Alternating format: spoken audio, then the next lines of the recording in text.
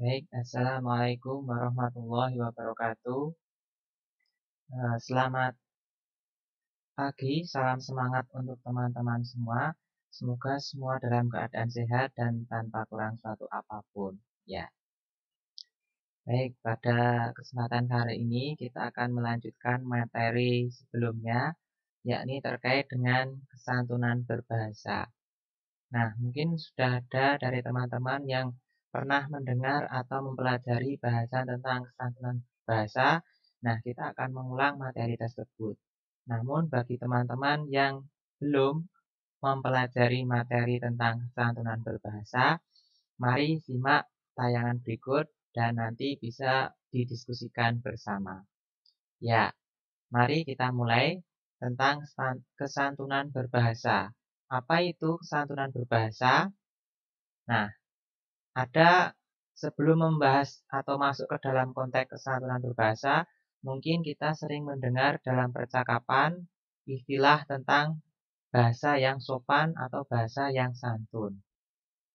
Nah, dari dua istilah tersebut ada yang memberi makna bahwa sopan itu ketika kita berbicara kepada orang yang lebih tua atau lebih dihormati. Itu disebut sopan. Dan santun itu dimaknai ketika kita berbicara dengan orang yang lebih muda atau orang yang lebih eh, junior gitu ya dari kita. Itu bisa dimaknai santun. Nah, konteks kesantunan berbahasa ini itu bisa juga menyangkut istilah yang kita sebut di awal tadi. Dan ini ada teorinya. Kalau kalian ingin mencari, bisa cari bukunya Abdul Khair, judulnya Kesantunan Berbahasa. Nah, ini mengulas banyak tentang konsep kesantunan berbahasa dari sudut pandang si penulis. Nah, kurang lebih bahasanya seperti ini. Apa itu kesantunan berbahasa? Nah, ya, kesantunan ini dimaknai sebagai kehalusan yang baik. Kehalusan ini bisa dimaknai dari budi bahasanya atau cara dia berbicara, bahasa yang ia pakai, diksi atau pilihan kata yang ia pakai, maupun tingkah lakunya ketika ia berbicara, bagaimana sikap kaki dan tangannya, bagaimana cara ia menatap kepada pihak lawan, dalam konteks ini lawan tutur ya, bukan lawan musuh bukan, tetapi maknanya teman bicara atau mitra tutur. Nah, itu bisa dimaknai santun atau tidak dilihat dari beberapa aspek. Kemudian kalau kita masuk ke dalam konteks kesantunan berbahasa, itu dimaknai sebagai aturan berbahasa yang ditetapkan atau disepakati bersama oleh suatu masyarakat tertentu. Sehingga konsep kesantunan ini sekaligus menjadi prasyarat yang harus disepakati dalam perilaku sosial. Nah, mengacu pada pengertian di sini, maka kesantunan berbahasa itu adalah suatu kesepakatan bersama. Kalau istilah kemarin kita bahasan yang lalu kita menyebut sebagai konvensi atau konvensional, kesepakatan bersama oleh suatu komunitas masyarakat tertentu. Jadi mungkin di tempat ini atau di wilayah ini menganggap ini santun, tapi mungkin di tempat lain menganggap itu tidak santun, gitu ya. Semisal kalau uh, dalam konteks tertentu ketika makan, ketika bersendawa, itu mungkin di konteks masyarakat Jawa misalnya, itu dianggap kurang sopan ya ketika makan, kurang sopan dan kurang santun juga ketika makan terus di akhir bersendawa gitu ya. Tapi di konteks masyarakat yang lain itu ada ketika makan kok tidak bersendawa itu malah dianggap tidak santun karena dianggap tidak menghargai si penjamu makanan karena makanan tidak enak maka kemudian tidak menikmati dan tidak bersendawa. Nah, itu ya. Jadi konteksnya ini perlu dibatasi di masyarakat mana aturan itu diterapkan gitu ya. Jadi tidak bisa disamaratakan untuk semua, tapi bahasan umumnya bahwa kesantunan berbahasa ini disepakati oleh masyarakat tertentu untuk oleh suku tertentu gitu ya. Nah, ini. Kemudian tujuannya bahwa kesantunan berbahasa itu agar mencapai suasana interaksi yang menyenangkan, tidak mengancam muka, dan berlangsung efektif. Nah, ini tujuan dari kesantunan, termasuk dalam kesantunan berbahasa. Itu tujuannya agar interaksi komunikasi antar dua pihak itu nyaman, menyenangkan, tidak ada yang tertekan, tidak mengancam muka di sini maksudnya, dan juga efektif. Pesan yang ingin disampaikan itu bisa sampai kepada pihak yang dituju, gitu ya. Itu konteks kesantunan berbahasa. Nah, selanjutnya ketika berkomunikasi kita harus tunduk pada norma yang berlaku, norma budaya, norma adat, norma agama, dan sebagainya.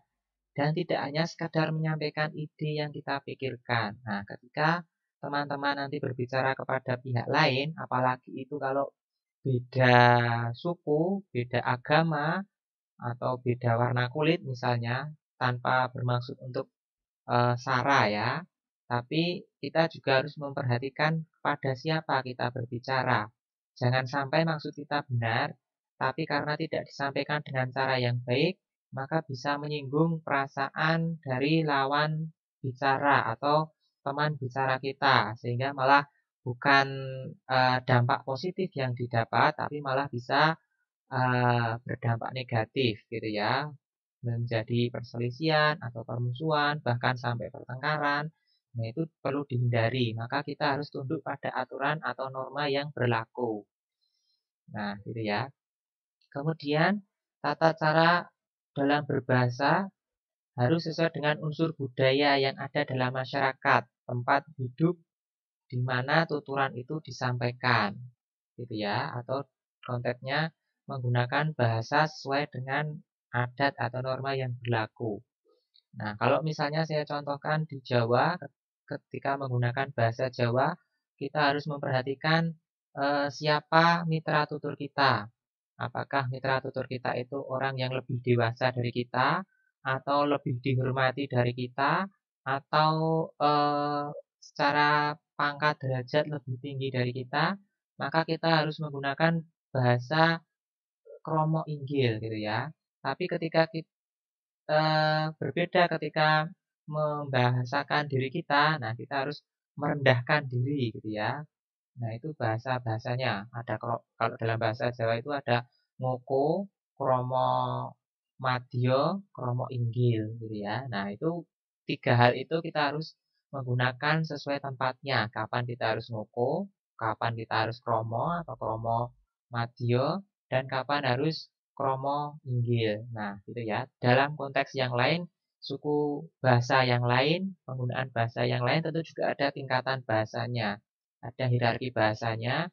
Nah, itu teman-teman yang berada di wilayah itu tentu lebih paham. Nah, nanti bisa di-sharingkan dengan teman-teman yang lain ya. Ini banyak dari, tidak hanya dari suku Jawa ya, ada suku yang lain juga, ada Melayu, ada. Kemudian nanti ada yang Sasak, ada suku Bali mungkin ada, atau suku yang lain, Sunda. Nah, itu ya, nanti bisa di-sharingkan tentang penggunaan bahasanya. Nah, selanjutnya kita lanjutkan.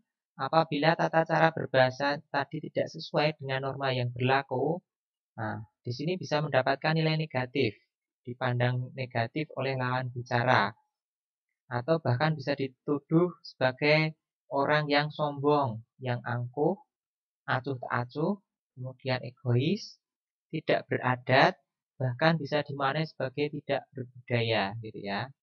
Nah, dulu di Jogja itu ada kasus ketika orang menyampaikan sesuatu tapi bahasanya mungkin agak keras gitu ya, karena itu di apa ya, mengambil dari suku sana, adat kebiasaannya seperti itu mungkin dianggap biasa, tapi karena diterapkan di sini mungkin jadi bertentangan dengan masyarakat. Jadi dampaknya malah terjadi perselisihan. Karena apa?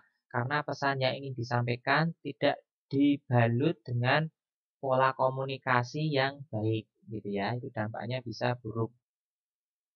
Nah, kita lanjutkan.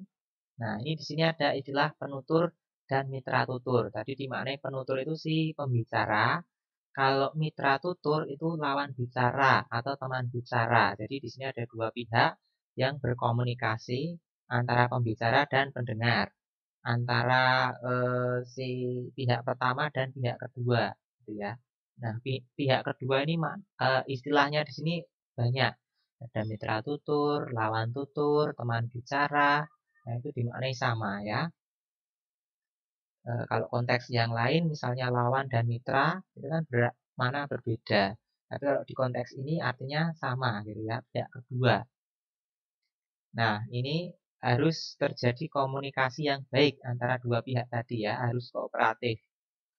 Nah, antara penutur dan mitra tutur itu harus ketika kita mengacu pada konsep kesantunan berbahasa, itu harus memenuhi atau mematuhi prinsip kerjasama dan prinsip kesopanan. Nah, agar kesantunan berbahasa tadi bisa berjalan dengan efektif dan efisien, maka perlu menerapkan dua prinsip ini, prinsip kerjasama dan prinsip kesopanan. Nah, apa itu? Nah, mari kita bahas. Nanti silahkan jika ada pertanyaan bisa diajukan di kolom komentar ya. Nah, ini prinsip kerjasama. Prinsip kerjasama itu mencakup 4 subbab. Yang pertama ada prinsip kuantitas di sini, ada prinsip cara, ada prinsip relevansi, dan ada prinsip kualitas gitu ya. Atau kalau urut nomornya ini dimulai dari kuantitas, kualitas, relevansi, dan cara. Nah, ini saya singkat, PKR itu maksudnya prinsip kerjasama ya. Nah, langsung kita mulai pembahasannya apa itu kuantitas. Kalau secara harfiah dimaknai kuantitas itu jumlah ya.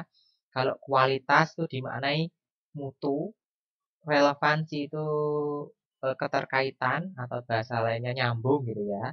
Terus cara itu bagaimana penyampaiannya gitu ya. Ya, kita mulai dengan yang kuantitas. Bisa dibaca di sini. Kuantitas itu dimaknai sebagai prinsip yang menghendaki setiap peserta tutur memberikan kontribusi yang secukupnya atau sebanyak yang dibutuhkan oleh mitra atau lawan tuturnya. Nah, kalau dalam konteks ini itu memberikan info yang secukupnya saja, tidak berlebihan. Tidak karena dianggap ingin sukses, maka dia menyampaikan sesuatu sangat berlebihan, melebihi dari yang diminta oleh mitra tutur kita. Maka itu yang dimaknai tidak santun gitu ya dalam konteks ini. Karena memberi informasi yang tidak dibutuhkan oleh mitra tutur. Maka kalau prinsip kuantitas itu jumlahnya harus sesuai yang dibutuhkan saja gitu ya. Misalnya ditanya kalau mau pergi ke Jogja, nah itu cukup misalnya dari Jalan Parangtritis ke utara terus gitu ya, nanti sampai Jogja. Tidak perlu muter-muter dari Parangtritis, dibelokkan dulu ke Samas, belokkan lagi ke misalnya Pantai Baru dan seterusnya sampai ke Jogja. Tapi itu tidak memenuhi unsur kuantitas di sini gitu ya, karena tidak sesuai dengan yang dibutuhkan. Selanjutnya kualitas. Nah, ini prinsip yang menghendaki setiap peserta tutur mengatakan sesuatu yang sebenarnya. Nah, itu berkualitas. Itu isi poin yang disampaikan itu sesuai dengan yang dibutuhkan oleh mitra tutur. Nah, contohnya ini agar mitra tutur itu mendapat informasi yang akurat, kemudian yang faktual, yang berdasarkan dengan fakta. Lebih bagus lagi yang aktual, yang terkini beritanya gitu ya, bukan yang sudah kadaluarsa gitu ya, kadaluarsa. Nah, harus yang poin di sini harus yang sesuai dengan fakta dan akurat. Berikutnya lagi di sini ada relevansi. Relevansi dimaknai prinsip yang menghendaki peserta tutur untuk memberikan kontribusi yang relevan dengan masalah pembicaraannya. Nah, di sini konteksnya disesuaikan dengan konteks pembicaraan. Misalnya ketika membahas tentang apa ya, terkait relevan ini, misalnya membahas tentang pilkada di Jogja gitu ya. Nah, siapa calonnya dan seterusnya karena sekarang sedang musim pilkada. Nah, ketika si A membahas tentang pilkada di Jogja, nah si B harus bahasanya nimbrung atau ikut membahas tentang pembahasan pilkada di Jogja, bukan membahas di tempat yang lain, kecuali konteksnya nanti berubah gitu ya, menjadi bahasan di pilkada yang lain di seluruh Indonesia gitu ya. Tapi kalau bahasanya hanya di satu daerah, maka lawan tutur juga hendaknya mengikuti gitu ya, agar tidak terjadi bias informasi. Selanjutnya yang prinsip terakhir dari konteks prinsip ini tadi, ada prinsip cara. Apa itu? Prinsip yang menghendaki peserta tutur berbicara secara langsung. Nah, bicaranya itu tidak kabur atau tidak bias, kemudian tidak berlebihan, dan disampaikan secara urut atau runtut. Itu adalah prinsip cara. Ini contohnya pesannya disampaikan dengan tidak berbelit-belit, sesuai dengan porsinya. Nah, ini sebenarnya mencakup dari prinsip-prinsip sebelumnya tadi, gitu ya. Nah, ini konteksnya tidak perlu berbelit-belit, ya, tidak membuat si mitra tuturnya kebingungan. Nah, ini prinsip cara.